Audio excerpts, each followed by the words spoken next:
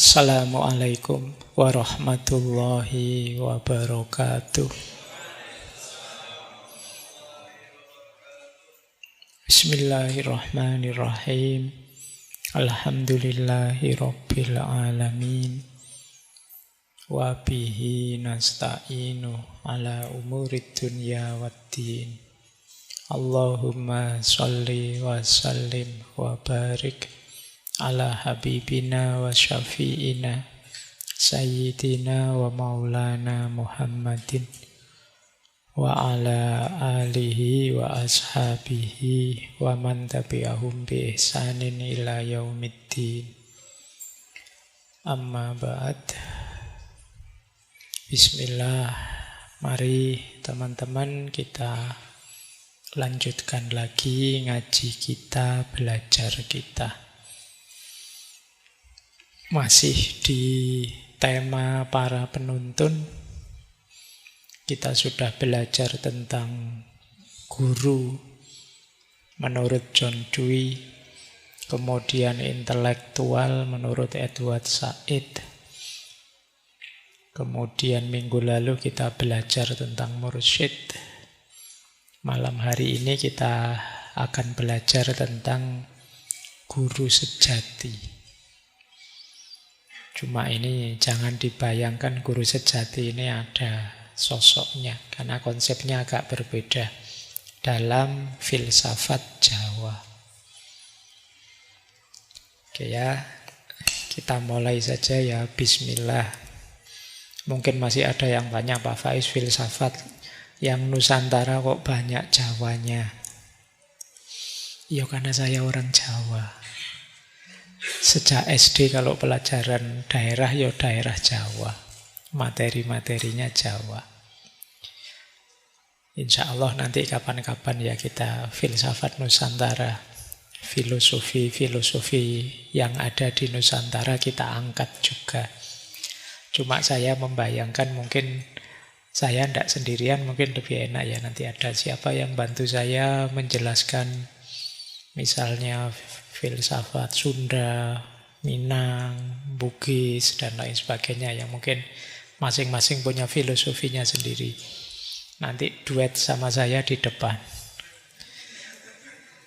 Iya, yo paling tidak ngajari saya tentang nomenklaturnya, cara membacanya, kan yo.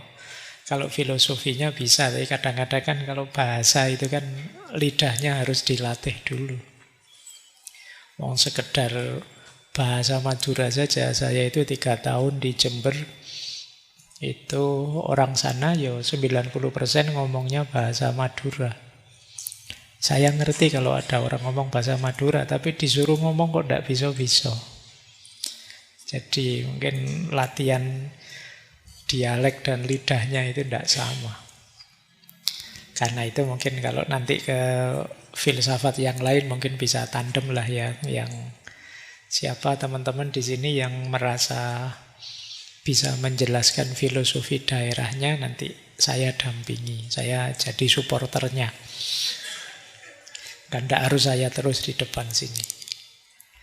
Baik, kita mulai tentang guru sejati ini. Jadi jangan salah, budaya Jawa juga punya concern yang sangat kuat terhadap pendidikan. Kalau teman-teman masih ingat, dulu pernah saya sampaikan, orang Jawa bahkan punya pandangan tentang levelnya ilmu.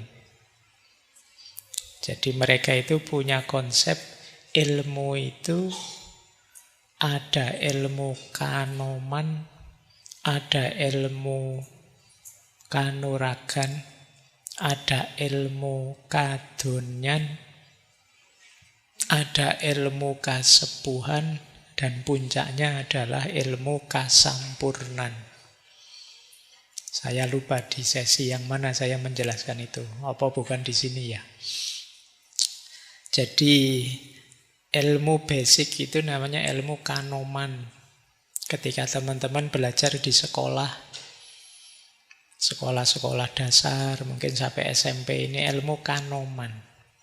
Ilmu kanoman itu ya belajar tentang dasar-dasar hidup. Jadi gimana bergaul dengan orang, kemudian unggah-ungguh tata cara dan lain sebagainya, cara makan sehat dan lain sebagainya. Ini namanya ilmu Kanoman untuk anak-anak usia-usia awal. Nanti naik satu level ada namanya ilmu Kanuragan.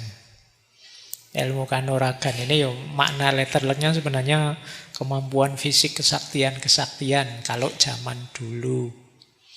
Kalau zaman sekarang ilmu Kanuragan itu mungkin dekat dengan keterampilan, skill yang harus kalian kuasai untuk hidup. Kemudian ada lagi ilmu satu level di atasnya, yaitu Kadunyan. Kalau Kadunyan ini cara hidup yang konkret, berkarir, bermasyarakat, itu ilmu Kadunyan namanya. Nanti naik satu level ada ilmu Kasepuhan. Ini sudah mulai masuk ke ranah spiritual. Jadi mungkin berhubungan dengan akhlak, dengan agama, dengan ibadah, kesolehan, dan lain sebagainya. Dan puncaknya adalah ilmu Kasampurnan. Ini kalau di tasawuf ini nanti hubungannya dengan makom tertinggi, makrifat, dan lain sebagainya. Nah, saya tidak tahu. Kalau levelmu mungkin sekarang harusnya mungkin masuk Kanuragan, ya masuk. Sik kuliah, belajar sesuai bidangmu masing-masing. Padahal materi kita malam hari ini ada yang bilang ini dekat dengan materi Kasampurnan. Tidak apa-apa ya, dipakai sebagai rujukan referensi. Meskipun mungkin dalam beberapa aspek ini nanti relate, nyambung dengan kehidupan kita. Baik, itu ya. Coba kita lihat, sekarang kita masuk ke guru. Jadi orang Jawa punya beberapa kategori guru. Yang pertama guru rupa. Yang kedua guru wicara atau guru sabda. Yang ketiga guru laku. Dan yang keempat yang kita bahas malam hari ini guru sejati. Guru rupa itu ya guru dalam bentuk orang yang bimbing kita selama ini. Orang tua, guru di sekolah, dosen itu. Yang diajarkan ilmu lahir. Jadi materi-materi untuk hidup di dunia ini. Jadi ada rupanya gurunya, makanya disebut guru rupa. Guru pertama yang orang tua itu juga jenis guru rupa. Saya yang sekarang mungkin bagi kalian dianggap dosen. Dosen itu guru rupa. Jadi ini jenis guru yang paling mudah. Minggu pertama kemarin kita belajar guru menurut John Dewey. Itu guru rupa sebenarnya. Ing ngarsa sung tulodo, ing madya mangun karsa, tutwuri handayani, itu guru rupa. Ada sosoknya. Yo rupa kalau makna letterleknya wajah. Yo, rupamu itu yo wajahmu, raimu. Tapi ini maksudnya ada sosoknya. Nah, itu namanya guru rupa. Nanti ada guru wicara atau guru sabda. Kalau ini ngajari kita tapi tidak ada sosoknya, biasanya dalam bentuk tulisan. Kalian baca buku itu kan sebenarnya juga berguru. Ya awalnya sih dari orang, mungkin dari seorang guru rupa, tapi kan kalian mengambilnya dari tulisan beliau. Ini namanya guru wicara atau guru sabda. Ya, jadi saya juga nulis buku. Nah, yang buku saya yang kalian baca itu sebenarnya kalian sedang belajar pada guru wicara atau guru sabda. Dan orangnya tidak harus hadir secara fisik, tidak harus masih hidup. Yang ketiga ada guru laku. Nah, kalian kan sering bilang, belajar dari pengalaman yuk. Nah, belajar dari pengalaman itu namanya guru laku. Pengalaman sakit, pengalaman kecewa, pengalaman gagal, itu kan jadi guru. Ada yang bilang pengalaman adalah guru terbaik. Ada juga yang bilang pengalaman itu guru terpahit. Nah, kalau di Konfusius, pengalaman itu guru terpahit. Kalau kita nunggu pengalaman baru belajar, ya nunggu ditipu orang dulu baru sadar bahwa tidak semua orang bisa dipercaya. Nunggu dikhianati dulu baru sadar bahwa laki-laki itu memang begitu. Nah, itu itu namanya guru laku. Ketika Ki Hajar menyampaikan misalnya, setiap orang adalah guru, setiap ruang adalah sekolah, setiap tempat adalah sekolah, setiap pengalaman adalah pembelajaran. Ini yang dimaksud guru laku ini. Jadi ternyata di sekeliling kita bertebaran guru. Kalau tidak guru rupa, ya guru wicoro. Kalau tidak begitu, ya guru laku. Nah, nanti ada yang keempat yang kita bahas malam hari ini, yaitu guru sejati. Ada yang menyebutnya guru gaib, ada yang menyebutnya guru batin, ada yang menyebutnya guru sukmo, ada yang menyebutnya guru hidup. Nanti kita pelajari malam hari ini ya. Mungkin 3 jenis guru yang pertama teman-teman relatif sudah familiar. Tapi guru yang terakhir ini, malam hari ini kita coba. Mungkin bisa berkontribusi besar untuk hidup kita hari ini. Ini nanti berhubungan dengan diri kita yang paling dalam.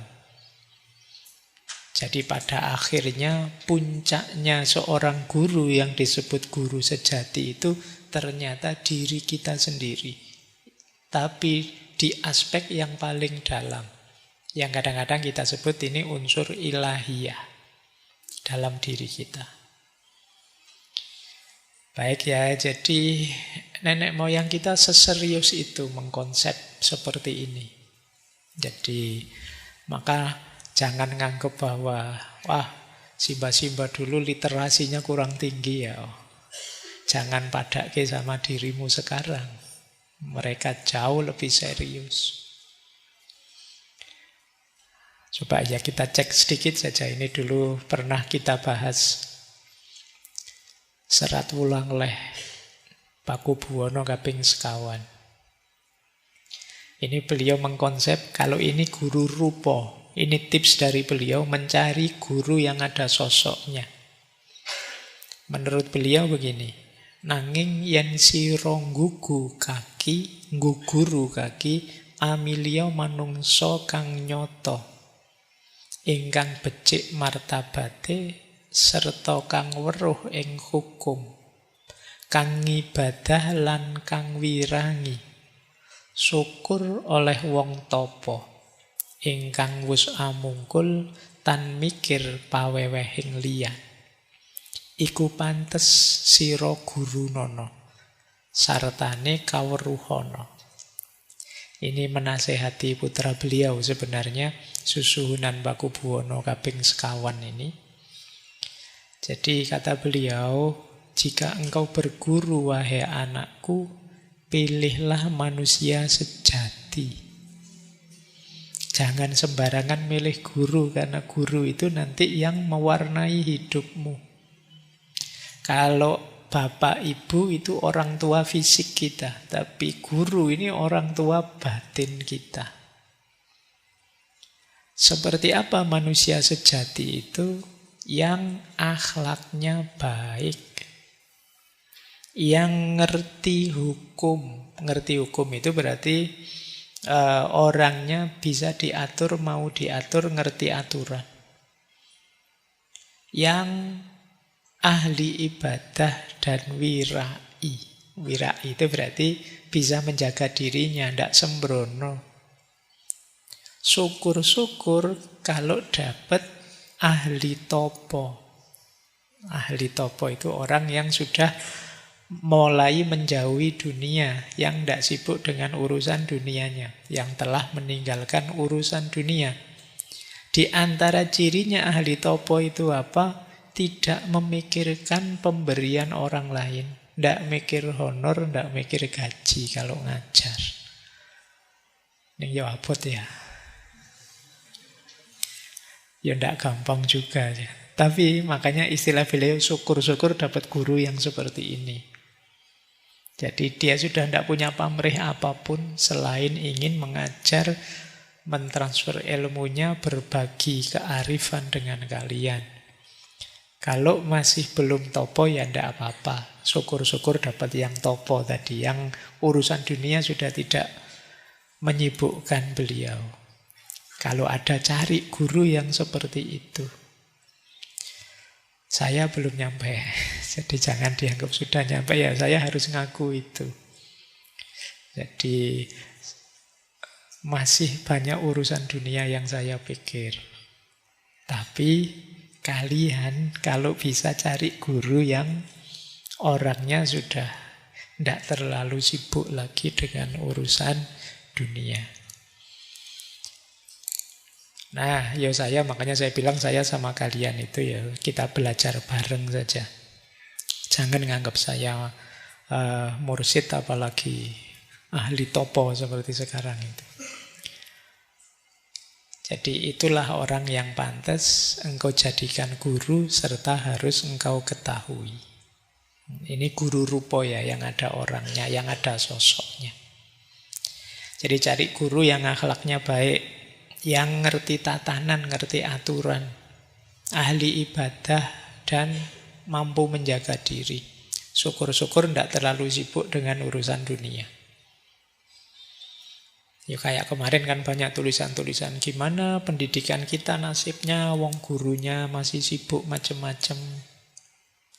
Dosennya ya sibuk macem-macem, karena ya ekonominya tidak terjamin masalahnya.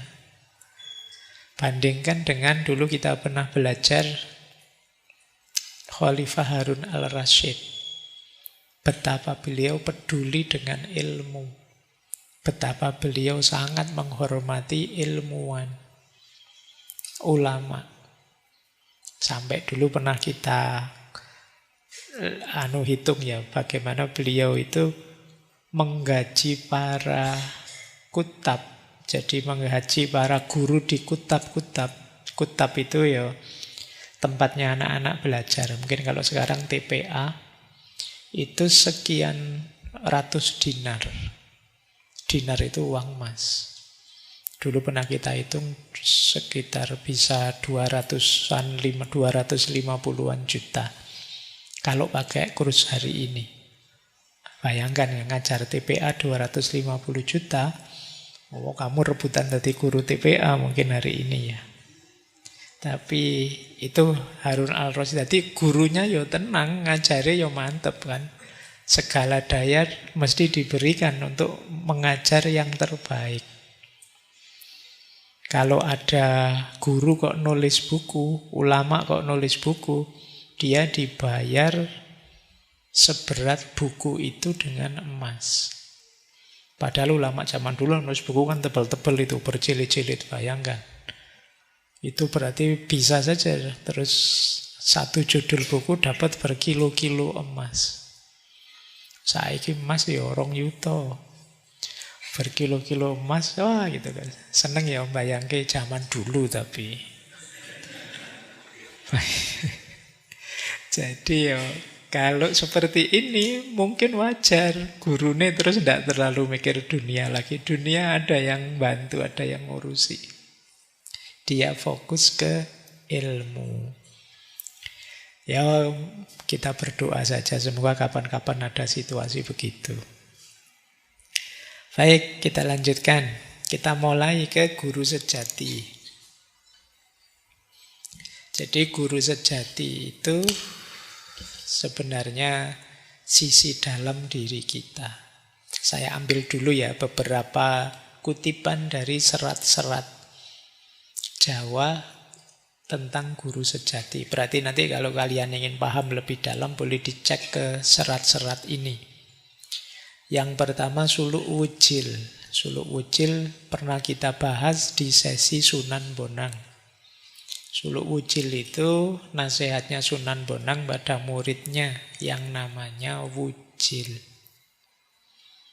Menurut Sunan Bonang, sira iku ana guru kang sejati, yaitu ingsun kang ana ing sakjroning sira. Dirimu itu punya guru sejati, yaitu keakuan. Ingsun itu aku yang berada dalam dirimu. Jadi guru yang paling sejati itu dirimu. Nanti kita pelajari seperti apa kok begitu. Atau di serat Kolotidha. Serat Kolotidha karya Ranggawarsita. Beliau mengingatkan, waspada marang kolbu iku panggonane ngaurip.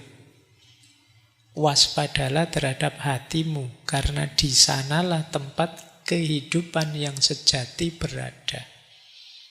Nanti guru sejati itu ya tempatnya di hati kita, di kolbu kita. Kemudian serat Centini.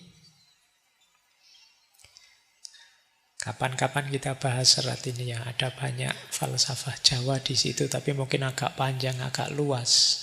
Karena ini berjilid-jilid. Nanging wong kang wus kawilujengan iku wus ngerti marang sejatine urip, wus manunggal rasa lan ingsun.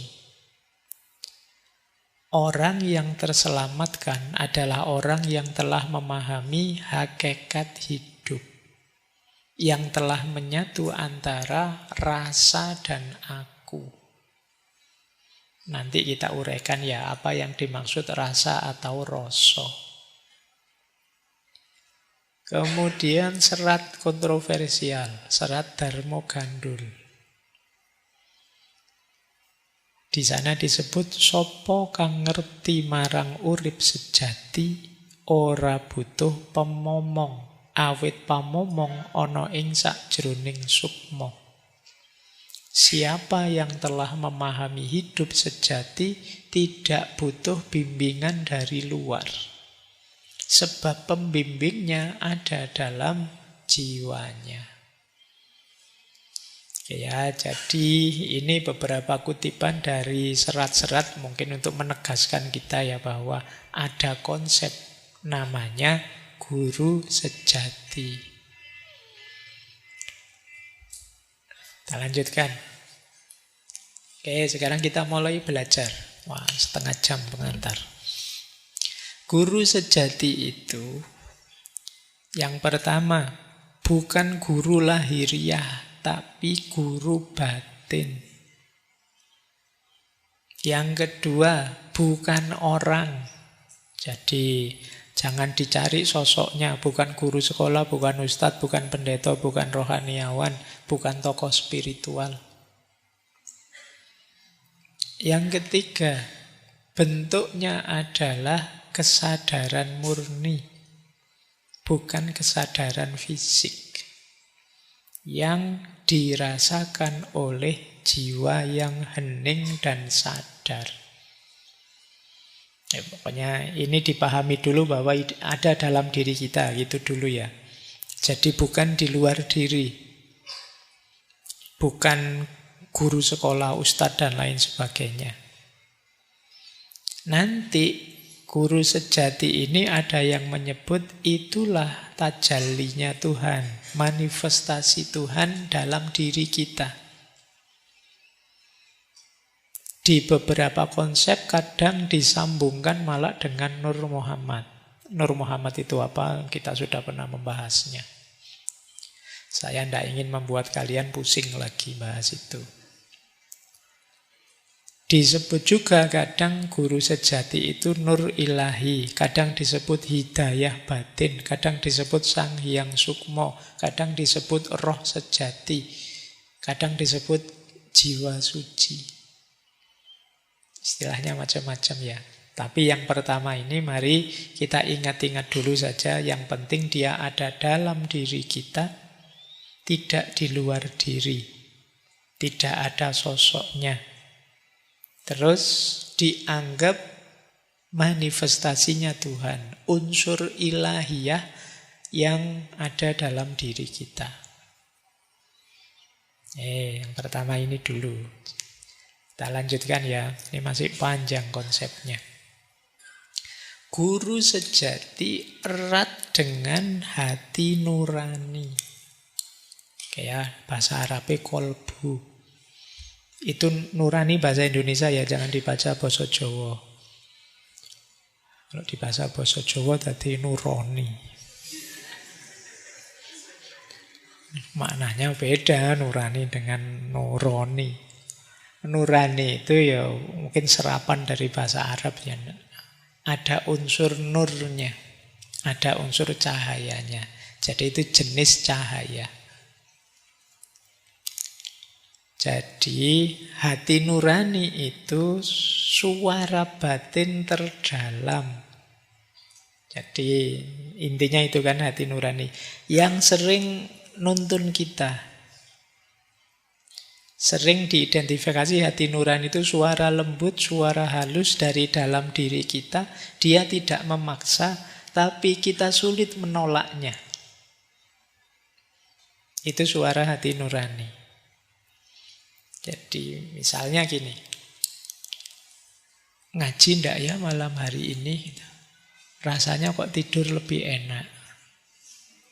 Tapi kok kalau ndak ngaji gimana? Wong ada waktu, ndak ada halangan apa-apa itu. Keinginanmu, dorongan dari dalam dirimu, mbok ngaji saja lebih baik. Ndak ngaji ndak enak loh. Meskipun nyaman tapi kan ndak baik. Lebih baik kan ngaji. Itu suara hati nurani. Jadi yang berfatwa hatimu. Itulah hati nurani, ada di dalam diri. Ketika melakukan salah, kamu was-was, ndak enak. Itu juga hati nurani. Misalnya, kamu dititipi temanmu absen misalnya. Yalah, duniamu kan tidak jauh-jauh dari situ. Jadi dititipi temanmu absen. Yo, mau ndak dituruti ki wong konco. Dituruti itu kok rasanya ada rasa bersalah. Itu hati nuranimu yang menggugat. Apa boleh kayak gini? Bukankah ini curang? Itu sebenarnya suara hati. Jadi ada orang bilang sepanjang kalian masih punya rasa bersalah, itu kemungkinan hatimu masih hidup. Tapi kalau kamu sudah tidak punya rasa bersalah, ya kemungkinan hatimu sudah mati. Salah oke tapi tidak sadar-sadar. Nganggap dirinya benar saja. Jangan-jangan hati nuranimu mati. Tidak bisa jadi kompas dirimu. Di situ saya jelaskan hati nurani itu semacam kompas batin yang mengarahkan kita. Kalau dia jernih, mengarahkan kita pada kebenaran. Yang sering terjadi hati nurani ini keruh, tertutupi oleh macam-macam. Ambisilah, nafsulah, sehingga tidak jernih. Kamu salah tidak sadar. Atau tidak mau sadar. Dibilangin yang benar, yang lurus-lurus, kamu tidak mau patuh. Nah itu lama-lama hati nuranimu bisa mati.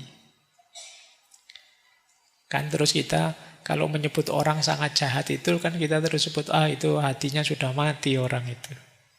Dia tidak punya hati. Kok sekejam itu, kok sesadis itu.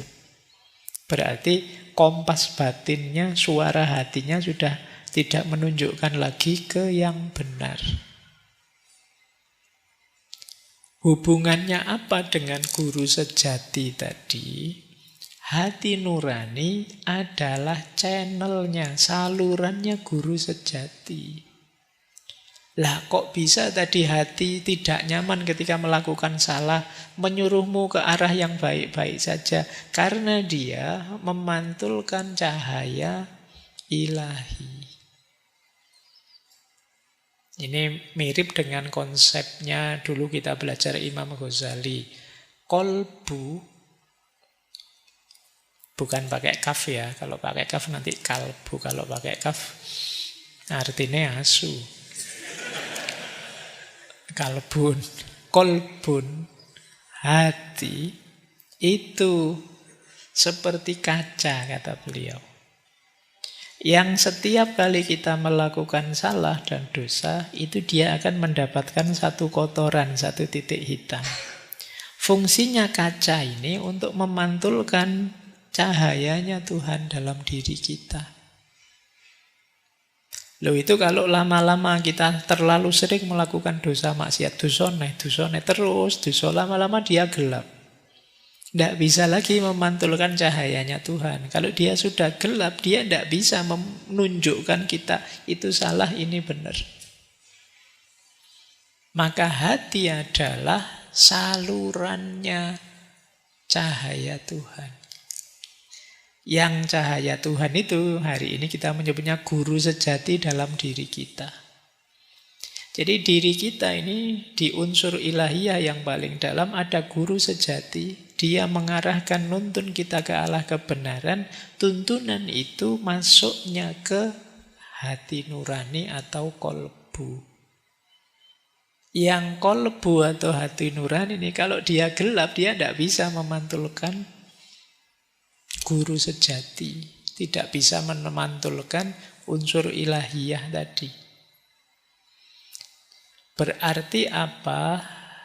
Mendengarkan hati nurani itu seperti mendengarkan guru sejati.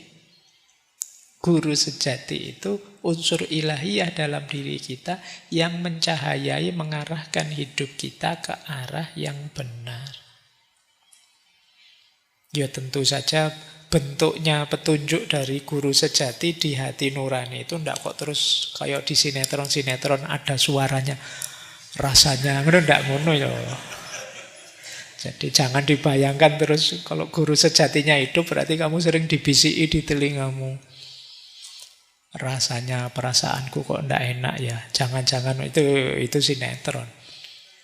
Jadi bentuknya apa? Rasa tadi loh. Kok enggak nyaman ya, enggak enak ya. Kelihatannya kok cenderungnya ke situ ya, cocoknya ke sana ya itu. Jadi ada rasa halus dalam diri kita yang mengarahkan. Yaitu disebut suara, kita kadang pakai istilah suara hati. Tapi syaratnya tadi ya, suara hati itu selalu mengarahkan pada kebaikan, tapi syaratnya dia harus jernih. Kalau dia kotor, ya tidak membawa kita ke arah kebaikan, mungkin malah membawa ke arah sebaliknya. Ada yang menganalogikan hati nurani itu seperti radio. Jadi kalau diri kita ini radio, hati nurani itu antenanya. Generasi kalian tidak akrab ya dengan radio. Tidak apa-apa lah, bisa membayangkan ya antena radio zaman dulu kan ada antenanya yang bisa ditarik panjang gitu. Kalau sinyalnya tidak cocok terus antennya digoyang-goyang, ngadep ke sana atau ngadep ke sini. Nah, ini bisa kita simpulkan hati nurani seperti antena ini. Sementara guru sejati itu sinyalnya yang masuk ke melalui antena terus radionya terus jadi bunyi. Kalau banyak gangguan, nah kalau hati nurani ya gangguannya ego, nafsu, marah dan lain sebagainya, maka sinyal ilahiyah tadi tidak akan bisa tertangkap, atau seandainya tertangkap yo kresek-kresek, tidak jernih suaranya. Tapi kalau dia bersih, tenang, frekuensinya nyambung, maka rasa itu akan muncul. Oh ini benar Pak, ini salah Pak, saya bisa merasakannya. Mantap saya Pak, atau ini meragukan Pak, itu suara dari dalam. Oke ya, jadi analoginya seperti radio tadi. Semoga sudah bisa paham ya hubungannya guru sejati dengan hati nurani. Oke, ini untuk biar tidak keliru. Jadi suara dari dalam itu secara umum nanti ada 3. Ada dari hati nurani tadi, ada dorongan nafsu, ada bisikan setan. Sederhananya ini, sebenarnya ini saya ambil dari Imam Ghazali. Jadi kalau suara dari hati nurani cirinya apa? Membuat tenang. Isinya nilai-nilai kebenaran, kejujuran, cinta, kasih sayang, akhlak dan lain sebagainya. Kemudian ngajak pada kebaikan tanpa pamrih apapun. Mendorong kita untuk tidak sombong, tidak dendam, tidak merasa besar, tidak marah, dan lain sebagainya. Itu berarti suara hati nurani.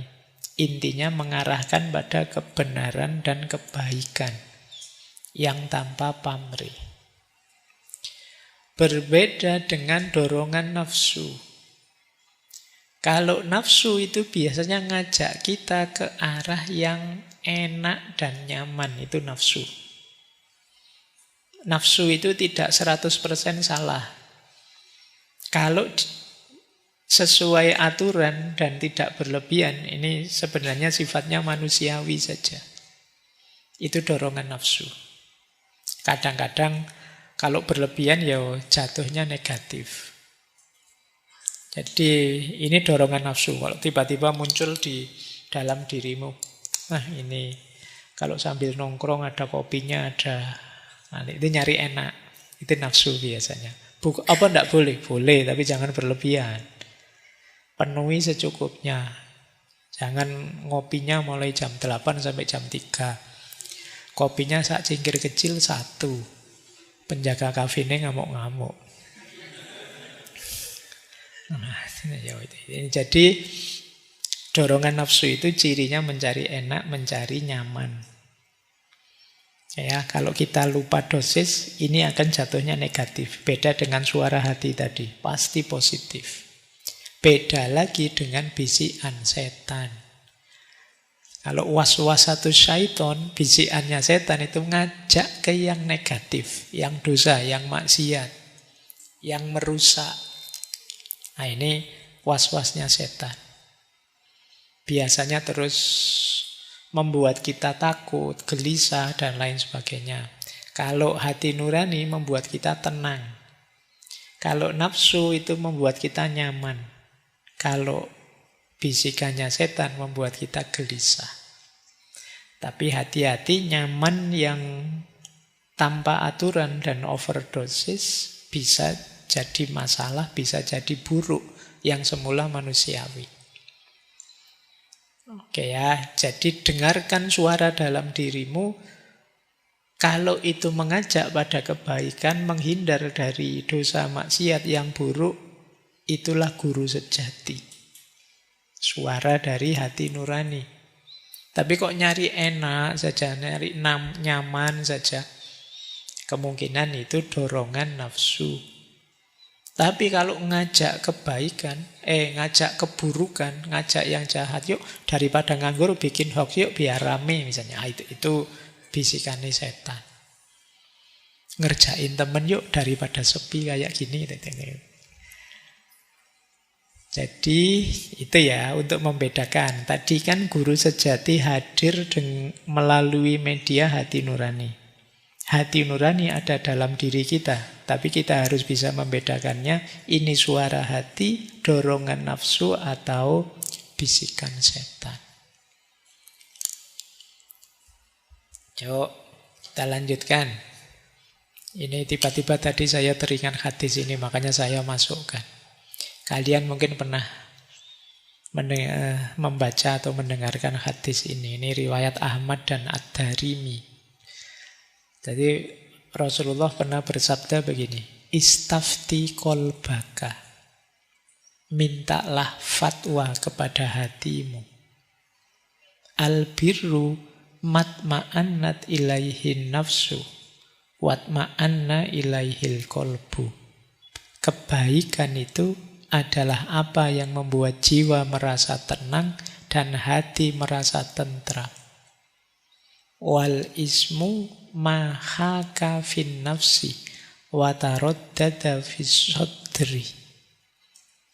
Sedangkan dosa itu apa yang membuahkan goncang atau keraguan dalam jiwamu dan gelisah dalam dadamu. Wa in aftakan nas, meskipun orang-orang sudah memberi fatwa padamu. Wa aftauka, dan mereka terus memberi fatwa padamu. Di sekeliling kita kan sering orang nasihati kita, ingin nuntun kita, mengarahkan kita, ngajak kita, sampai kita bingung. Pak Ustadz ini bilang begitu, Ustadz itu bilang begitu, saya ikut yang mana ya Pak? Kok bingung? Apalagi sekarang zaman medsos, itu materi berseliweran, tidak jelas. Kamu jadi, akhirnya mau tinggal semua kan. Nasihat-nasihat tadi, karena kamu kebingungan. Nah, kalau mengikuti sabdanya Rasulullah ini, istafti kolbaka. Coba minta fatwa hatimu. Cuma ini diingat-ingat tadi ada syaratnya ya. Hati yang bagaimana dulu.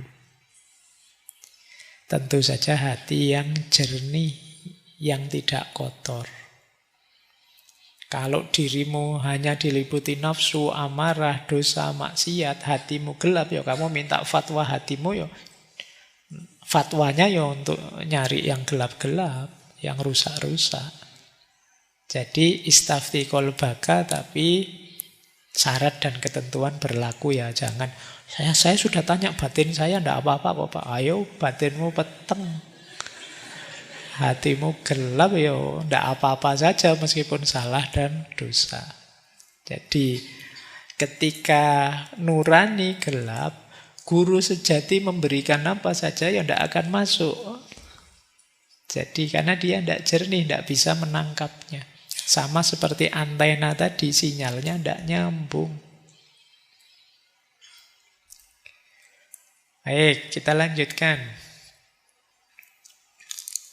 Ini agak filosofis ya. Ini sebenarnya konsepnya Sunan Kalijogo.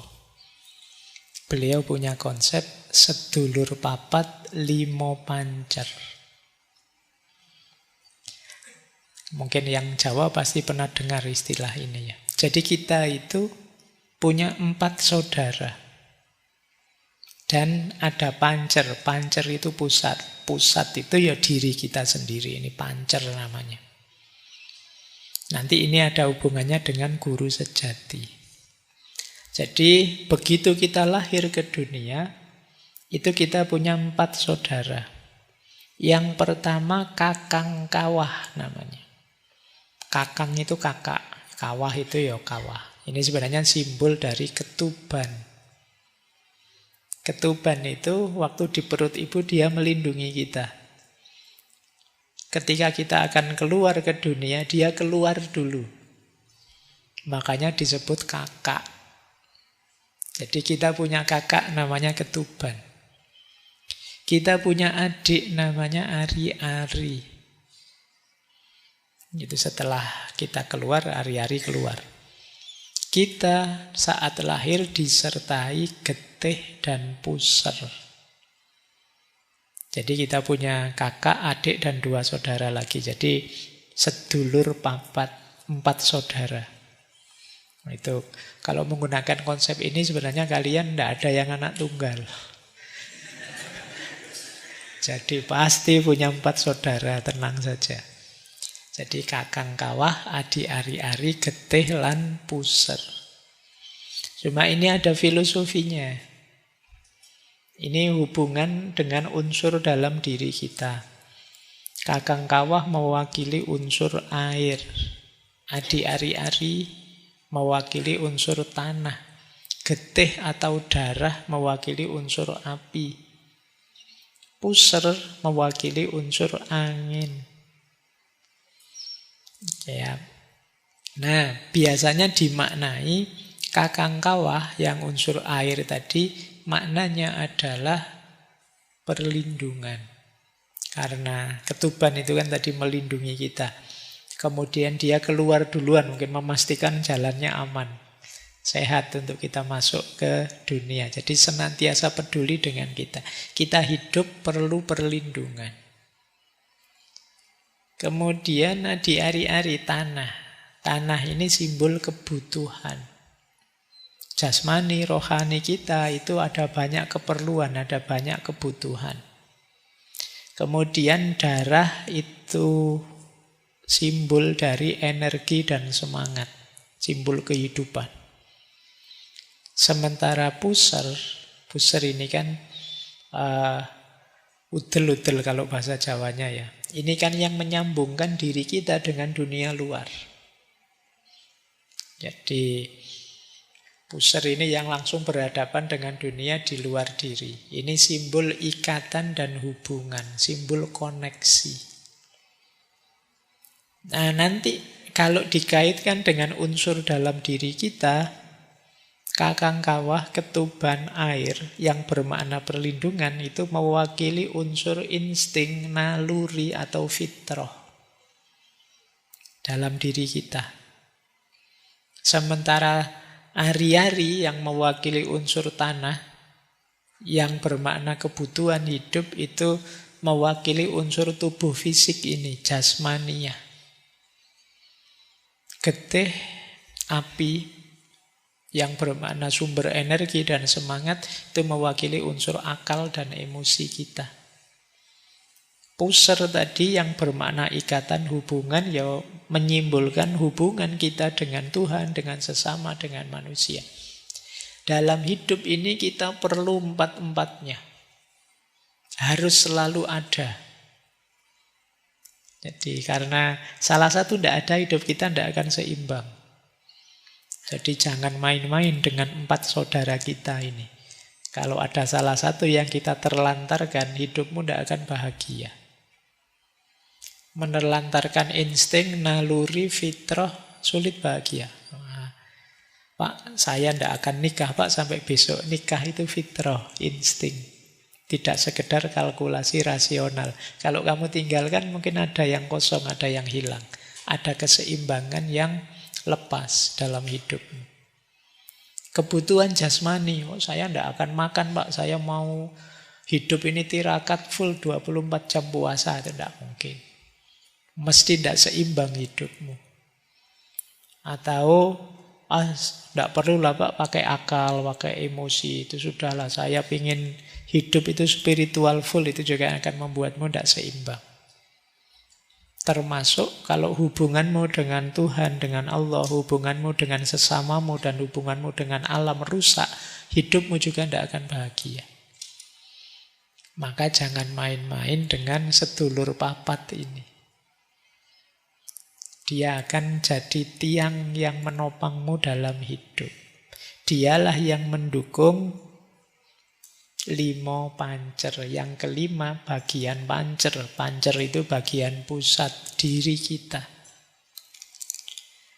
Nah, kalau sedulur papat tadi hidup harmonis, seimbang, cukup, maka pancer akan tenang. Pancer akan mutmainnah.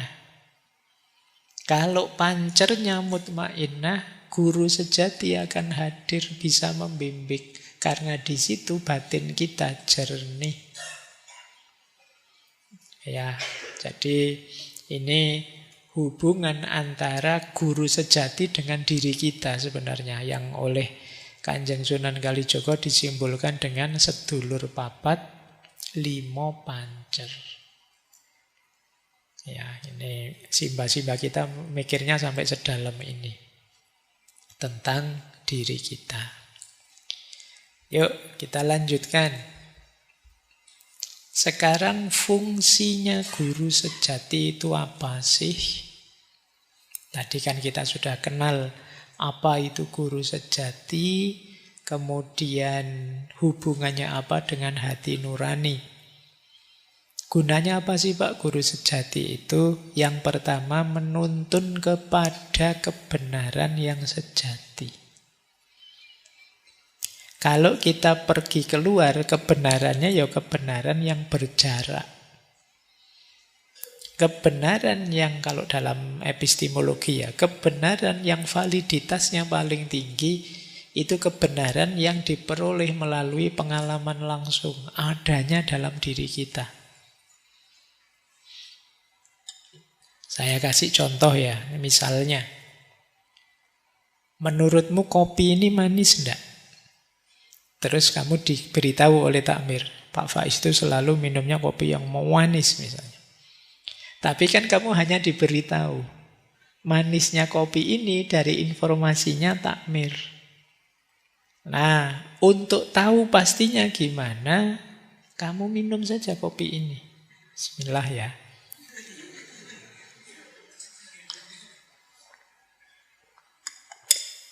Setelah minum kamu merasakan kan?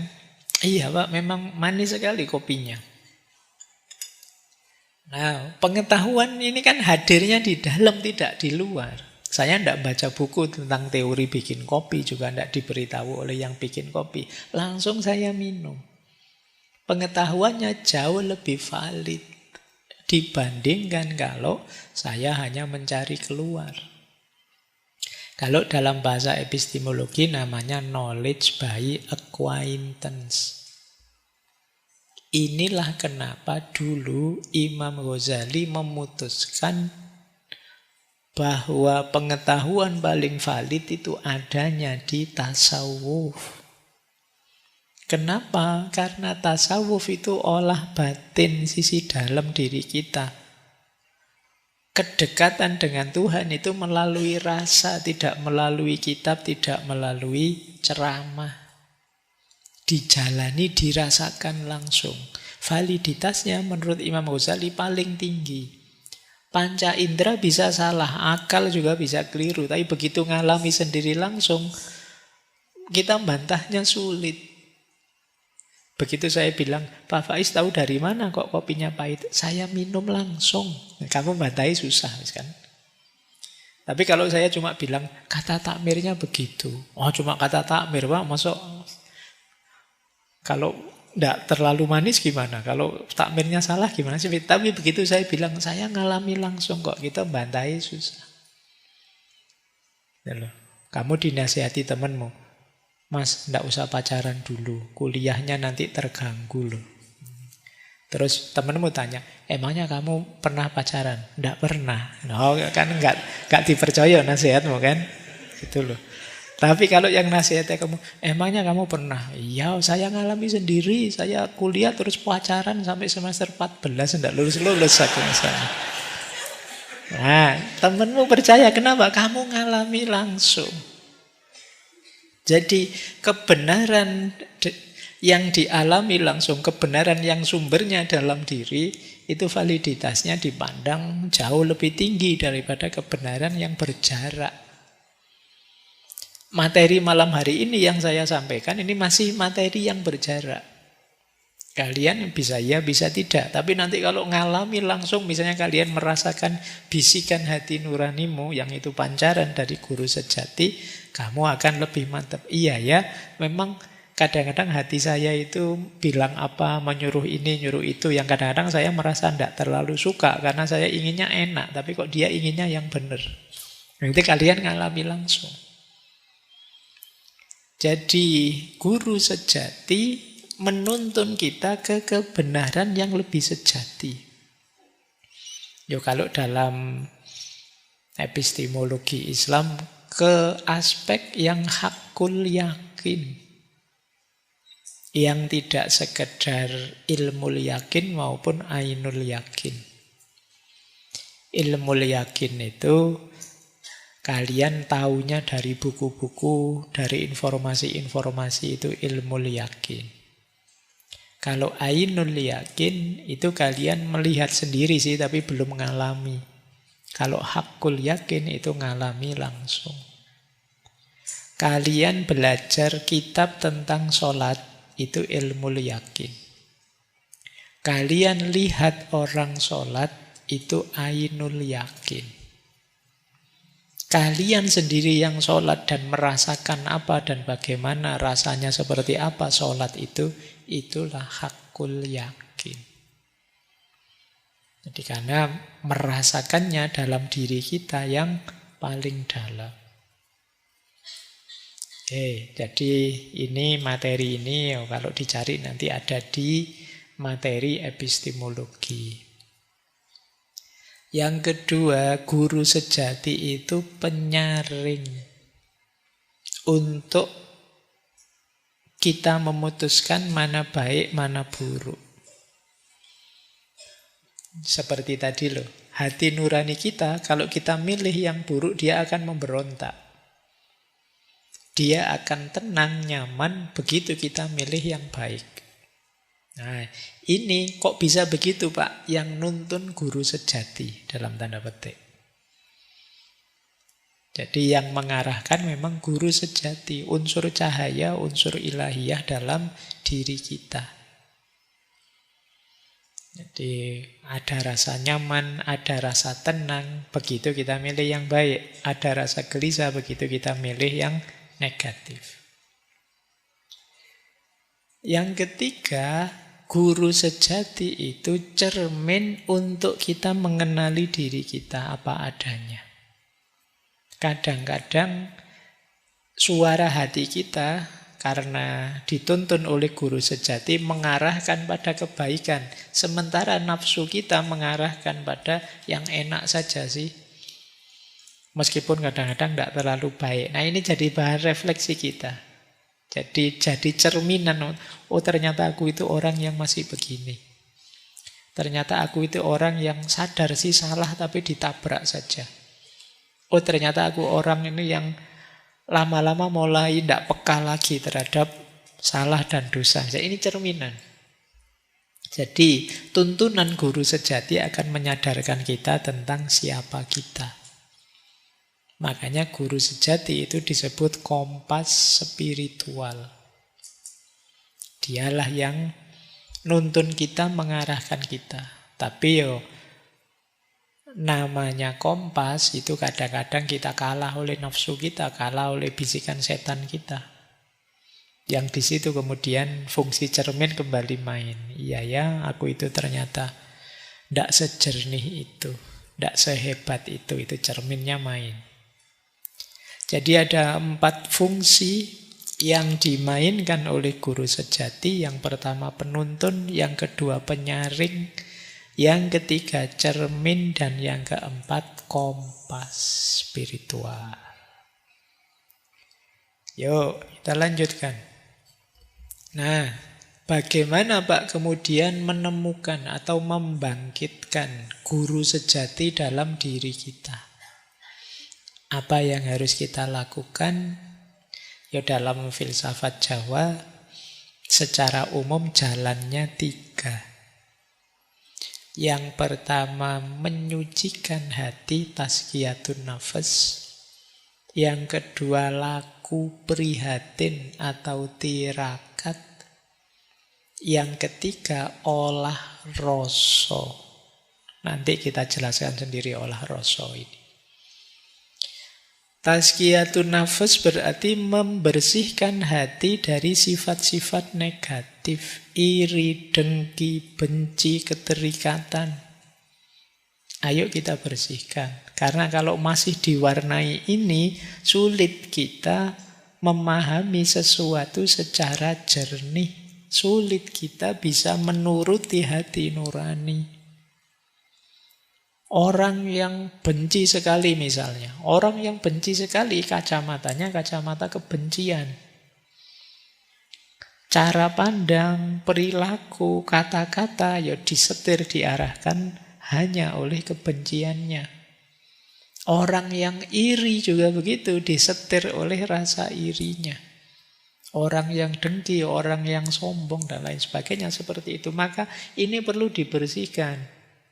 Karena karakter negatif tadi jadi titik gelap dalam hati nurani. Kalau dia jadi titik gelap, ya dia tidak bisa nanti pada akhirnya memantulkan suara dari guru sejati. Jadi memantulkan cahaya ilahi dalam dirimu. Jalan pertama tazkiyatun nafas. Kalau istilahnya tasawuf, takholli. Bersihkan diri dulu. Ya. Caranya gimana Pak? Ya tobat. Yang salah-salah direvisi, yang keliru-keliru diluruskan. Jalan kedua, tirakat atau prihatin. Orang Jawa kadang menyebutnya topo. Apa isinya? Mengendalikan diri, melatih kesabaran, menjaga hati dari godaan dunia, ini prihatin. Puasa, mengurangi makan, mengurangi tidur, ini laku prihatin. Bukan berarti karena tidak mampu, ya karena memang ingin melatih diri. Nah, alhamdulillah kan kalian kadang-kadang kan sudah tirakat karena memang tidak punya saja. Tidak apa-apa kan sekalian tirakat sudah, sekalian prihatin. Pak saya itu uang saya kadang cukup, kadang tidak sampai akhir bulan. Ya sudah, nawa itulah sekalian tirakat sudah dalam hidup. Sopo pengerti nanti sakti kamu. Jadi ya memang ini jadi salah satu jalan. Untuk apa? Melatih pengendalian diri, kita perlu banyak latihan tirakat. Tidur itu enak, tapi kalau kalian bisa mengendalikan waktu tidurmu, akan lebih membahagiakan. Makan itu enak, tapi kalau kamu bisa ngerem hasratmu untuk makan, apalagi makan berlebihan, maka hidupmu akan jauh lebih terkontrol, dan keterkontrolan itu akan membuatmu jauh lebih bahagia. Itu kan rahasianya. Kenapa sih Rasulullah itu bilang makan saat lapar, berhenti sebelum kenyang. Dalam rumus makan ketika lapar dan berhenti sebelum kenyang, itu ada unsur tirakatnya.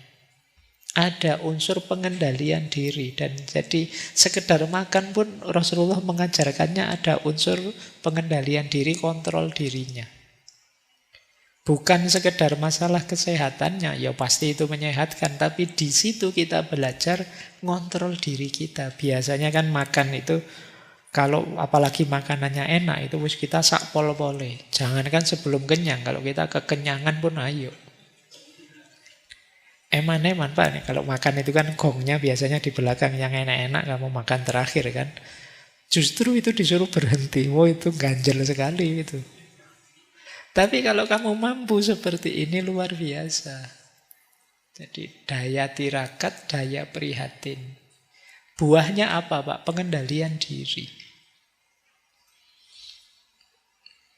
Baik ya, jadi ini rumus menemukan guru sejati, menyucikan hati dan laku prihatin. Yang ketiga, olah rasa. Olah rasa ini berhubungan dengan bagaimana kita membersihkan dimensi batin kita. Jadi olah rasa itu menajamkan kesadaran batin agar kita bisa menangkap kebenaran, menangkap kehendak Tuhan, dan memahami makna di balik segala peristiwa. Kadang-kadang digambarkan seperti menjernihkan air yang keruh, sehingga cahaya bisa terlihat. Jadi nanti ada rumusnya olah rasa ini. Tapi diingat-ingat, rasa itu tidak sekedar rasa ya, tidak sekedar emosi, tidak sekedar Pak ini pedas, ini pahit, tidak sekedar itu, awas keliru. Itu kalau itu kan rasa fisik. Ini rasa batin. Rasa batin pun ya tidak sekedar emosi. Kalau dalam falsafah Jawa, yang namanya rasa itu setidaknya ada 3 jenis. Ada rasa pribadi. Rasa pribadi itu kepekaan kita terhadap diri kita. Sisi batin kita. Ini loh, rasa pribadi itu. Wah, sedang marah nih saya. Tersinggung ini kelihatannya saya. Itu tidak gampang loh orang bisa seperti ini. Orang itu biasanya nganggap dirinya stabil saja, padahal tidak stabil. Ternyata aku kecewa ini saat ini. Ini namanya rasa pribadi. Bisa mengenali diri, membaca emosi diri. Ini namanya rasa pribadi. Biasanya ya untuk bisa seperti ini harus mengambil jarak dari diri kita. Kalian mengamati dirimu yang sedang marah, mengamati dirimu yang sedang kecewa, mengamati dirimu yang sedang gelisah. Ini namanya rasa pribadi. Boleh dicoba ya nanti. Mungkin kalian nyari kaca terus lihat dirimu. Seperti apa ya emosiku sekarang. Baik. Saya pernah baca, lupa di mana, tapi coba latihan mengambil jarak dengan dirimu itu dengan cara memanggil namamu sendiri. Ngobrol dengan dirimu. Mungkin rasanya agak cringe ya. Coba kamu panggil namamu sendiri, kan unik itu. Wahai Faiz, itu tidak enak ya rasanya. Tapi kalau kamu mampu begitu, kamu sudah bisa ngobrol dengan dirimu. Jadi kamu bisa mengambil jarak dari dirimu. Coba kamu latih itu. Ya, apa ya? Ini kemampuan kita detachment. Kalau namamu Agus ya berarti Agus sedang sedih nih karena gitu ya. Jadi kan itu namanya kamu sedang mengambil jarak dari dirimu. Jadi kamu membahas yang dibahas dirimu sendiri. Oke, itu namanya rasa pribadi. Nanti ada rasa sosial. Rasa sosial itu daya empatik. Aku bisa merasakan yang engkau rasakan. Itu rasa sosial. Aku bisa merasakan kegelisahanmu. Aku paham kesedihanmu. Itu rasa sosial. Nah, kali ini sebenarnya tidak di rasa pribadi, di rasa sosial. Tapi guru sejati itu rasa ilahi. Kesadaran batin kita tentang hadirnya Tuhan dan kehendaknya Tuhan. Itu rasa ilahi. Rasa ilahi itu begini. Ketika kita mau melakukan sesuatu, ini dilarang oleh Tuhan. Tidak boleh sebenarnya. Nah, itu rasa ilahi. Rasa ilahi itu nanti dalam prakteknya di ilmu tasawuf dekat dengan namanya muraqabah. Kesadaran bahwa Allah selalu ngawasi kita. Bahwa Tuhan selalu di sisi kita mendampingi kita. Sehingga kita tidak berani sembrono. Mau melakukan apa saja. Iya ya, Tuhan ngawasi saya ini. Malu saya kalau melakukan yang seperti ini. Ya tidak ada satupun orang tahu, tapi kan Allah tahu. Ini kesadaran muraqabah namanya. Istilahnya rasa ilahi.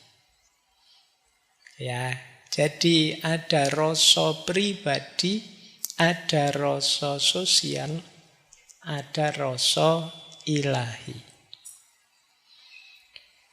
Lah terus bagaimana Pak mengolah rasa itu? Dalam falsafah Jawa nanti ada tahapannya.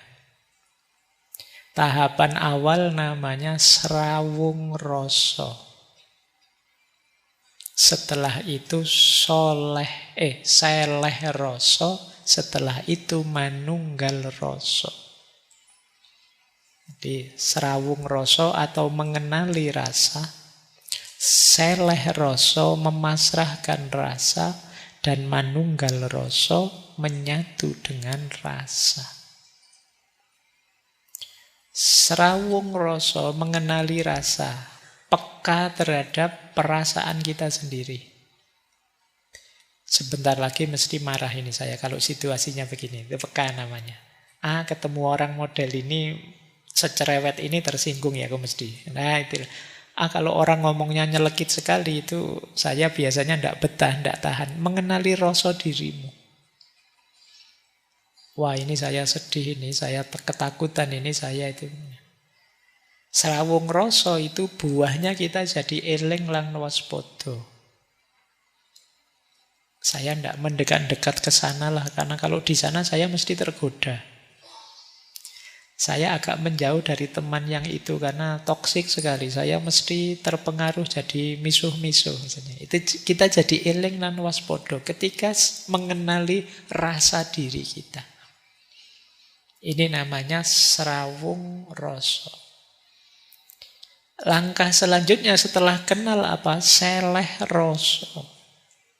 Seleh rasa itu kita ikuti iramanya, kita terima diri kita yang sedang marah, kemudian biarkan dia hadir, kemudian kita ambil jarak, Kalau memang perlu diperbaiki, kita perbaiki. Itu namanya seleh rasa. Jadi pasrah. Iya sih, saya sedang marah. Iya sih, saya sedang sedih. Ini namanya seleh. Diakui. Tapi tidak terikat di situ, terus kita hayati, pada saatnya kita lepaskan. Namanya seleh. Jadi kalau di Jawa ada peribahasa wong salah kudu seleh. Jadi seleh pasrah. Iya, ini salahku dan akan aku lepaskan, aku perbaiki. Namanya seleh rasa.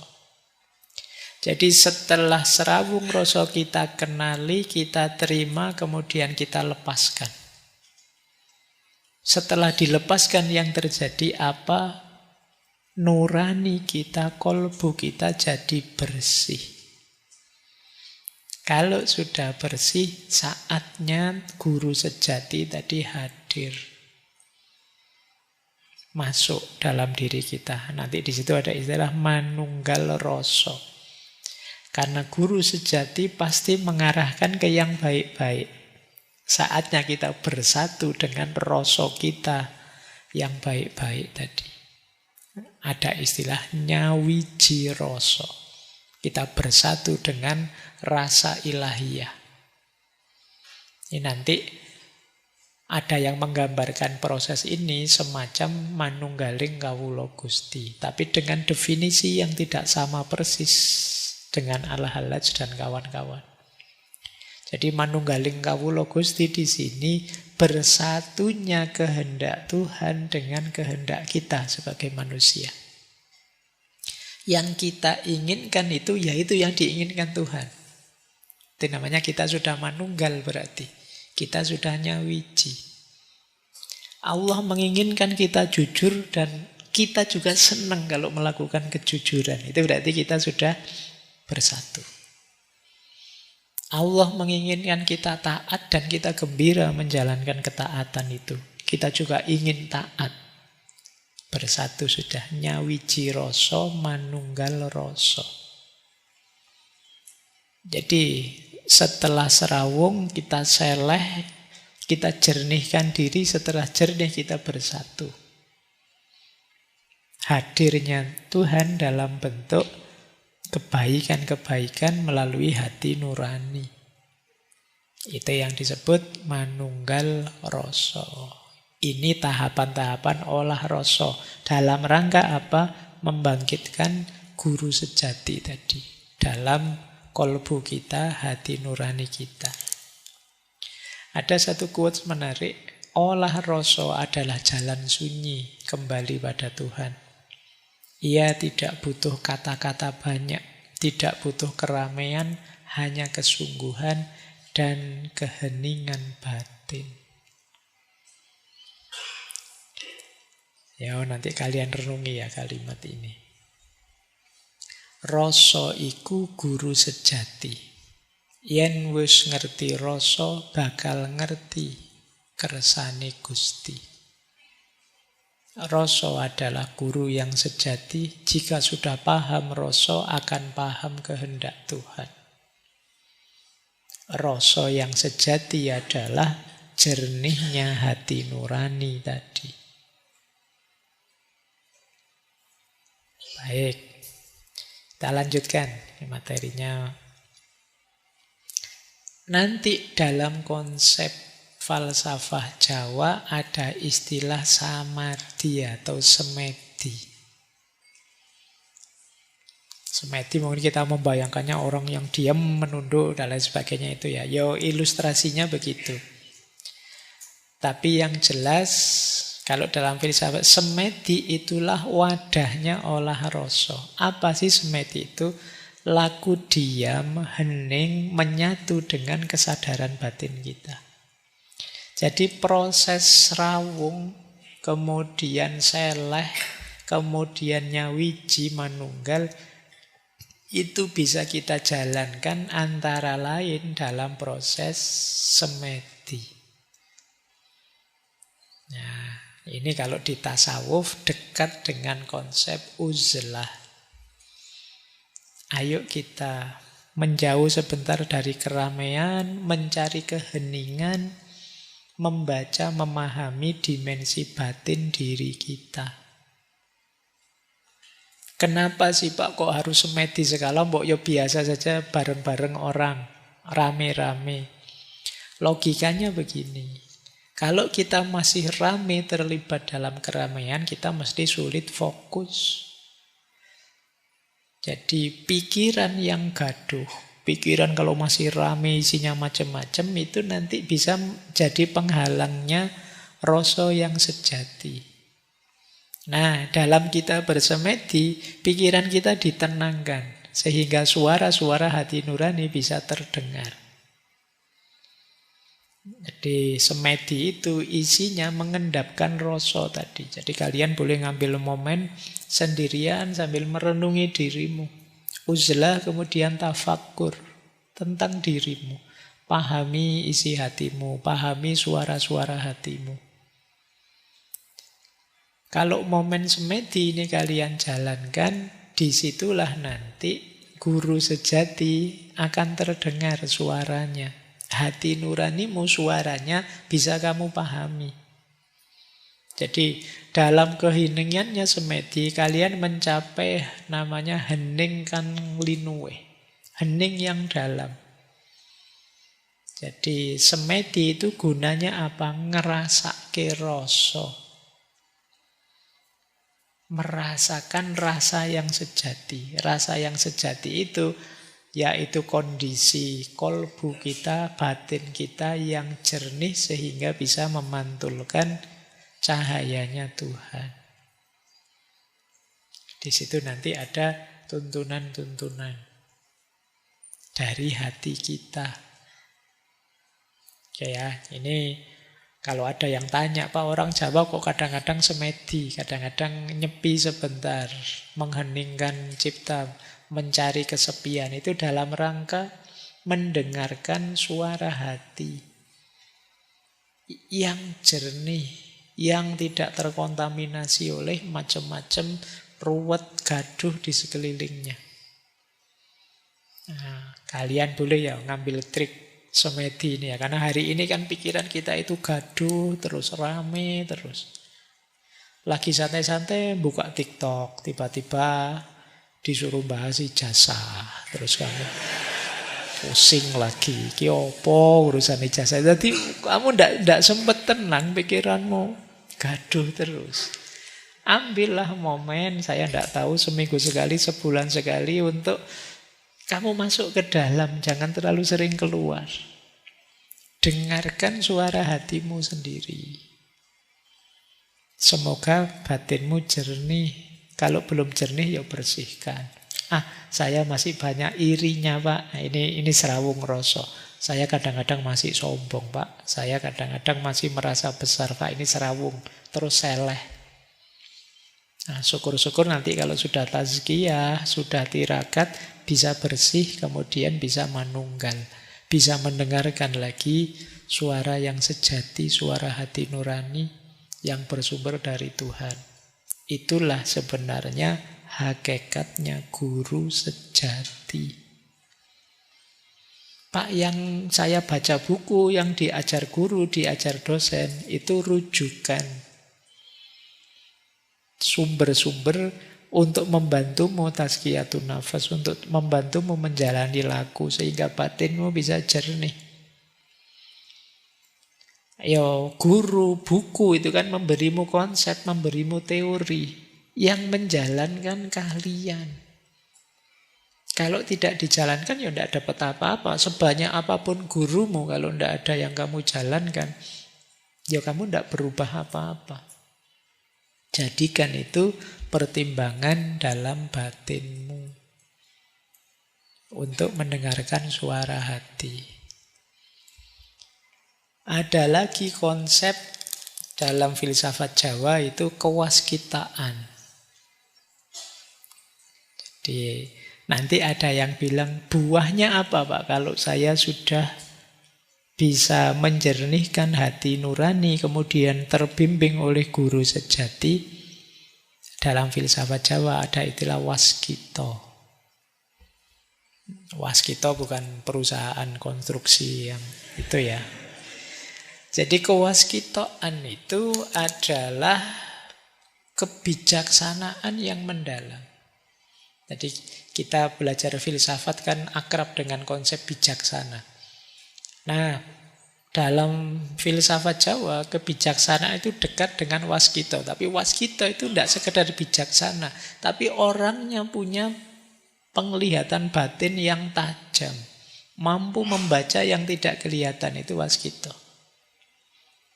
Karena batinnya jernih, dia bisa menangkap segala realitas dan bisa memahaminya secara dalam. Yang dalam tasawuf disebut ma'rifat. Ini orang waskita. Meskipun secara umum kadang orang menyebut waskita itu orang yang bisa membaca masa depan, Pak. Orang bisa ngeramal-ngeramal yang bisa itu. Ya itu artifisialnya. Jadi itu pinggirannya. Tapi pokoknya orang yang disebut waskita itu orang yang sudah terbimbing oleh guru sejati tadi. Berarti orang yang hati nuraninya jernih. Sehingga bisa menangkap kebenaran-kebenaran bahkan yang tidak kelihatan. Kadang-kadang kan kalian heran, ini orang ini kok pintar sekali ya, ngerti, saya belum ngomong saja sudah ngerti. Itu karena mereka ini levelnya sudah waskita. Jadi bisa menangkap dari gejala, gesturmu, kebiasaanmu yang ini, dia langsung bisa menebak. Tidak perlu pakai mesin pendeteksi kebohongan, lihat gesturmu, bahkan tatapan matamu, dia langsung tahu kamu mesti bohong. Nah ini kearifan tertentu, kebijaksanaan tertentu.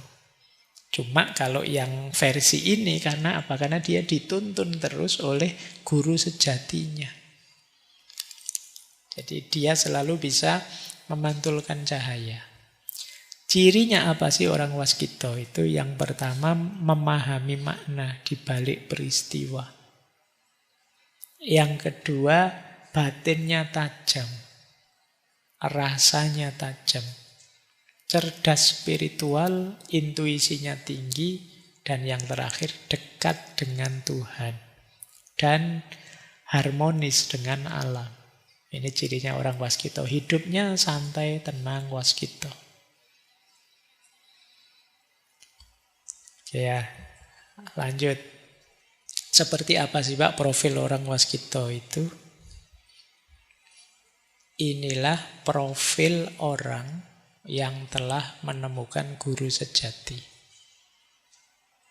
Nah, ini ya. Cuma ini manifestasinya ya. Manifestasi itu ungkapan keluarnya.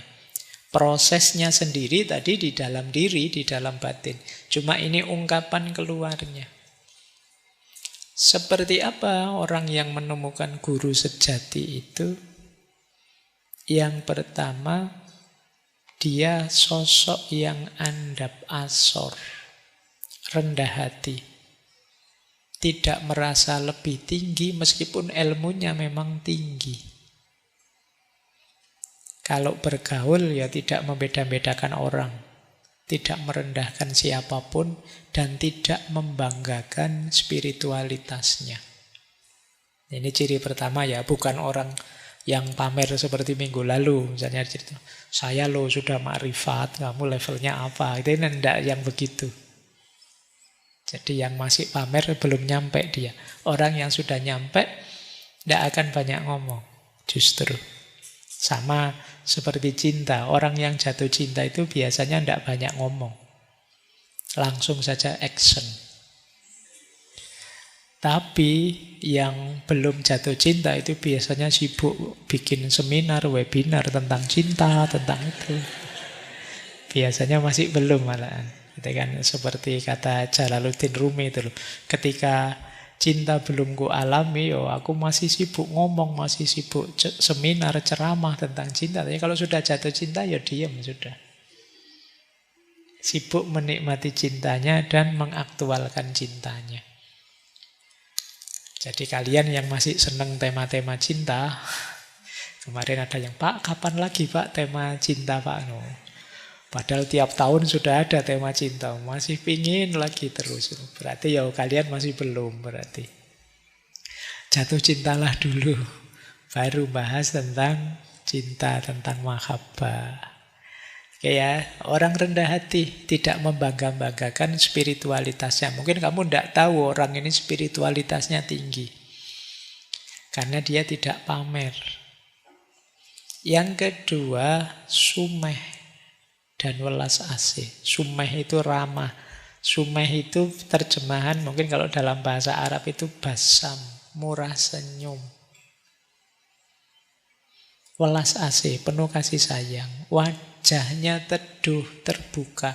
Orang melihat ikut damai. Kan kadang-kadang ada di sekitar kita, kita lihat wajahnya orang itu rasanya pingin ngamuk, pingin jotosi aja. Wajah kok nyebeli pol kan ya. Tapi orang ini, orang yang sudah menemukan guru sejati, biasanya tenang, teduh, mudah memaafkan, tidak pendendam, hatinya lembut, tidak mudah menghakimi. Dia tahu setiap orang punya laku hidupnya masing-masing.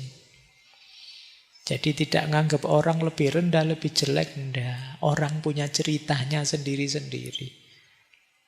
Tidak pada tempatnya kita menghakimi orang lain. Nah itu jadi kehadiran orang ini biasanya menenangkan, menggembirakan.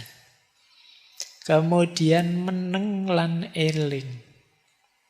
Meneng itu hening, tidak banyak ngomong. Ngomong itu kalau perlu saja. Lebih senang mendengarkan daripada bicara. Ini dalam hidup sehari-hari ya, bukan dalam kajian ini. Kalau di kajian ini saya yang paling banyak ngomong, kamu mendengarkan. Nah, dalam hidup sehari-hari tidak banyak ngomong. Kalau ngomong sifatnya ngemong. Ngerti ya? Ngomong yang ngemong. Ngomong yang ngemong itu ngomong yang tidak dominan, tidak hegemonik. Jadi kata-katanya mengayomi, menyejukkan. Kalau dia ngomong, batin kita tenang, tentram. Kita tidak terancam oleh kata-katanya. Karena ada kita itu orang, saya nggak mau deket-deket dia, kalau ngomong nyelekit. Kan ada yang begitu. Kalau ngomong menyakitkan hati, ada yang begitu. Nah ini kebalikannya. Orang ini kalau ngomong membuat orang tenang. Situasi panik, begitu dia ngomong, tenang, sudah tidak apa-apa. Oke, ini profil guru sejati. Dan senantiasa eling lan waspada. Ada lagi ciri mereka ini tidak mencari pengakuan. Tidak butuh pujian, sanjungan atau follower. Tidak dijempoli juga tidak apa-apa. Tidak dikomen juga tidak masalah. Dia tidak perlu itu.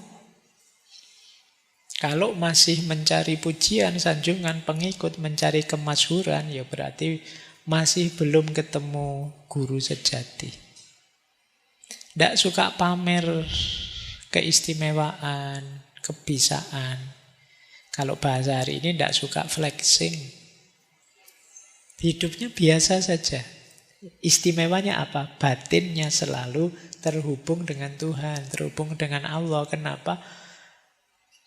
Nuraninya jernih sehingga bisa terus menerima pancaran ilahiyah. Kemudian cirinya lagi sumunar, bercahaya, meskipun dia tidak memamerkan dirinya. Jadi meskipun dia sembunyi, tidak banyak bicara, orang tentram.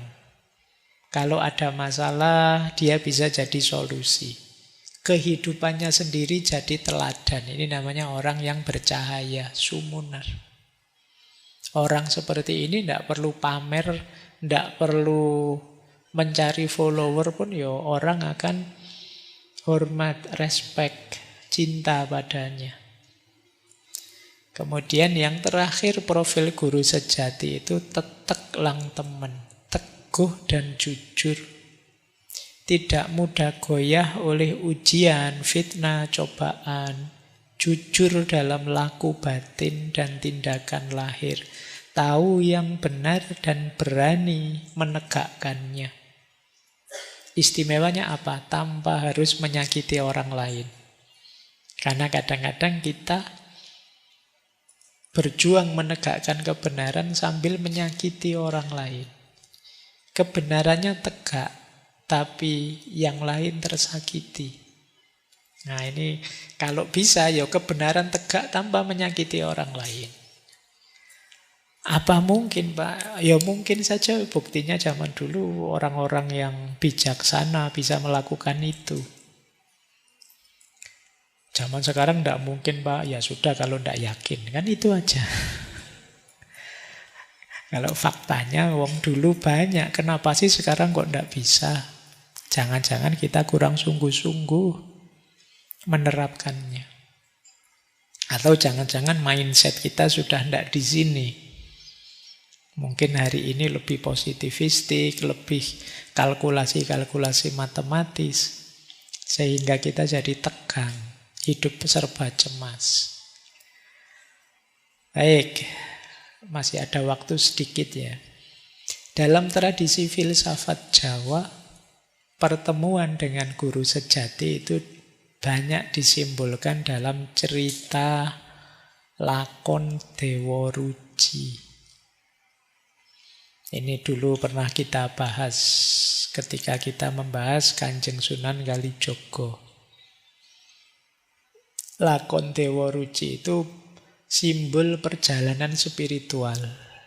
Ini dalam kisah aslinya Mahabharata tidak ada. Kamu cari di Mahabharata versi India ini Dewa Rucinya kok tidak keluar-keluar. Ya tidak ada. Yang bikin para wali. Jadi lakon Dewa Ruci itu simbol perjalanan spiritual. Dari Pandawa nomor 2, Werkudara atau Bima. Ini sebenarnya simbol orang yang ikut torekot melakukan perjalanan spiritual. Jadi satu ketika Bima ini diperintah oleh gurunya mencari banyu Perwitosari, air kehidupan. Semua orang tahu termasuk saudara-saudaranya, air kehidupan itu tidak ada. Werkudara atau Bima ini sebenarnya dijebak saja oleh gurunya, Pendeta Durna, biar dia mati. Tapi, ini seperti logikanya di Mursyid kemarin. Wong ini perintahnya guru, ya saya harus tetap jalan. Dia tetap jalan. Pertama dia mencari namanya Gua Gondomono di salah satu gunung. Jadi gunungnya namanya Gunung Rekso Muko. Nah, di gunung ini dia ketemu dua raksasa, bertarung dengan dua raksasa ini dan menang. Setelah dua raksasanya kalah, dia didatangi oleh dewa. Kamu dibohongi oleh gurumu, kamu pulang saja. Tidak ada air Perwitosari. Terus dia pulang. Begitu dia pulang, sama gurunya diperintah lagi. Oh iya, memang di gunung itu tidak ada. Saya kemarin cuma ngetes kamu kok. Adanya air Perwitosari itu di setengah samudera. Dia pun tetap berangkat. Sudah dibohongi. Yang kedua kalinya tetap berangkat oleh gurunya. Berangkatlah dia ke tengah samudera yang di situ kemudian bertarung dengan ular naga namanya Amburnowo. Dalam pertarungan itu dia menang.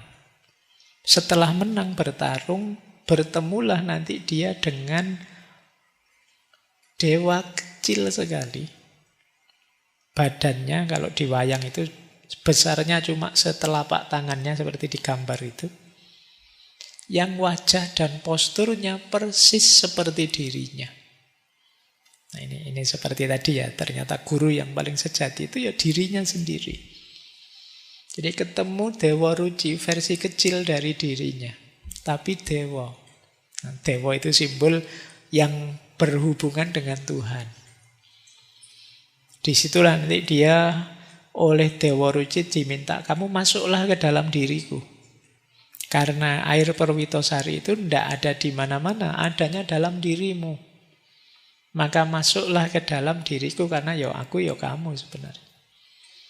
Kan terus bingung, gimana saya sebesar ini harus masuk dalam Dewa Ruci yang kecil itu masuknya lewat mana juga. Kata Dewa Ruci, kamu masuk lewat telinga kiriku. Itu lebih aneh lagi, masuk lewat telinga caranya gimana? Kata Dewa Ruci, pokoknya kamu nawa itu masuk, masuk saja sudah. Dan ternyata benar, bismillah nawa itu masuk. Jadi hal yang tidak mungkin jadi mungkin. Ini logiknya dunia. Kalau dikalkulasi matematika tidak nyambung sama sekali. Tapi dalam ceritanya, wong ini cerita simbolis. Masuklah dia dan di dalam dia dapat banyak pelajaran. Itu simbolisme perjalanan spiritual. Termasuk menemukan guru sejati namanya Dewa Ruci. Yang tidak lain adalah dirinya sendiri. Tapi versi cerah, versi hati nurani yang bisa nyambung dengan unsur ketuhanan. Cuma itu tadi, ternyata yo laku sebelumnya itu yo rintangannya. Jadi tadi air Perwitosari, banyu Perwitosari itu simbol hakikat, simbol ilmu sejati. Kenapa Werkudara yang diambil? Karena Werkudara ini simbol seorang salik, orang yang menempuh jalan spiritual dari profilnya.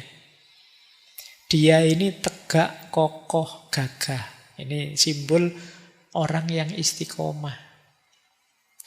Bajunya Werkudara itu kan hitam putih. Ini kan yang di bawah itu sarungnya. Itu kan hitam putih, namanya kain poleng. Itu menunjukkan dia ini orangnya tegas. Kalau benar ya benar, kalau salah ya salah. Senjatanya namanya kuku Ponconoko. Yang membuat dia berdaya itu dia kukunya. Ponco itu 5, noko itu kekuatan. Yang punya 5 daya. Ini nanti karena yang membuat para wali nanti dihubungkan dengan rukun Islam. Dengan agama. Kemudian Werkudara itu kalau ngomong itu selalu pakai bahasa ngoko. Dia tidak pernah pakai bahasa halus pada siapapun. Ini sebenarnya simbolisme tauhid. Tauhid itu egaliter, setara. Posisi apapun seseorang itu sifatnya sama saja di hadapan Allah. Karena manusia di hadapan Allah itu ya antara kholik dan makhluk. Siapapun dia di posisi apapun ya sama-sama makhluk. Maka Werkudara ya pakai bahasa ngoko. Kemudian dia seorang pahlawan, pelindung keluarga, pelindung masyarakat, punya komitmen mencari kebenaran dan patuh pada guru. Ini tipe seorang salik. Jadi kalian kalau ingin melakukan perjalanan spiritual, syarat-syaratnya ada di Werkudara. Terus tadi naik gunung Rekso Muko. Rekso itu ngerekso, memelihara. Muko itu wajah. Ini sebenarnya simbol pengendalian diri. Jadi untuk menempuh perjalanan spiritual harus mau dan bisa mengendalikan diri. Kemudian masuk ke hutan namanya Tikbrosoro. Tikbrosoro itu artinya keprihatinan dan ketajaman. Jadi menempuh jalan spiritual itu perlu keprihatinan yang dalam. Demi jiwa yang jernih, demi cipta yang tajam. Nanti ketemu halangan namanya raksasa tadi. 2 raksasa, yang satu namanya Rukmuko, yang satu Rukmokolo. Ternyata halangan yang berat bentuknya raksasa itu simbol kamukten dan kamulyan. Jadi kemuliaan hidup, kekayaan itu sering jadi halangan untuk kita menempuh jalan spiritual. Kalau kesulitan hidup kadang-kadang malah membuat kita lebih dekat dengan Allah. Tapi begitu diberi sukses, diberi enak, diberi nyaman. Kalau dalam tasawuf diberi karomah-karomah, kadang orang terlena. Merasa sudah cukup. Padahal belum, karena akhir perjalanannya kan Tuhan. Kalau ular naga tadi yang bertarung di laut itu simbol batin yang jahat, hati yang kotor. Itu harus ditaklukkan. Jadi kalau sudah bisa mengendalikan diri, mau tirakat dan tidak tergoda oleh kemuliaan kenikmatan duniawi, serta bisa membersihkan sifat jahat dalam diri, maka kita akan bertemu guru sejati. Masuklah ke sana, di sana ada banyak pelajaran, banyak kejernihan. Ringkesnya itu perjalanannya Werkudara di perutnya Dewa Ruci. Ini ada pelajarannya. Yang pertama dia ketemu cahaya-cahaya 5 warna, namanya Poncomoyo. Yang oleh Dewa Ruci disuruh mengabaikan saja, dicueki saja. Poncomoyo ini simbol kenikmatan indrawi, panca indera. Kenikmatan indrawi lewati dulu, lewati saja. Jangan berhenti di situ. Banyak orang berhenti di kenikmatan panca indera. Kemudian ketemu lagi 4 warna. Ada warna-warni cahaya 4. Yang ini simbol nafsu dalam dirinya. Ada warna hitam. Warna hitam simbol nafsu lawamah. Yang ini menjauh dari kebaikan. Isinya mendorong pada yang negatif. Ini nafsu lawamah. Kemudian ada lagi warna merah. Warna merah simbol nafsu amarah. Nafsu amarah berarti ambisi, keinginan, agresi yang membuat orang tidak waspada. Kemudian ada nafsu sufiyah. Nafsu sufiyah itu pusatnya di akal. Jadi akal yang terlalu dominan kadang salah-salah pun dianggap benar. Itu kerjaannya akal. Itu nafsu sufiyah. Nanti terakhir ketemu warna putih. Warna putih simbol nafsu mutmainnah. Ketenangan, kesucian, keselamatan. Dan pada akhirnya ketika bisa melampaui 4 warna ini, ketemu satu nyala, satu cahaya dengan 8 warna. Seluruh warna jadi satu, kumpul dalam satu nyala. Itu nanti simbol tadi ya, manunggaling kawula Gusti dengan definisi kehendak Tuhan dan kehendakku jadi satu. Seluruh jagat dan semesta ini hakikatnya berasal dari wujud yang satu. Itu satu nyala dengan 8 warna. Ini perjalanan dalam perutnya Dewa Ruci, perjalanan mengikuti guru sejati sebenarnya. Yang itu ada dalam diri kita. Ya nanti kalau ada waktu didengarkan lagi ya cerita ini. Bagaimana cara simbah-simbah kita, nenek moyang kita dulu menarasikan perjalanan spiritual. Itu menurut saya luar biasanya apa?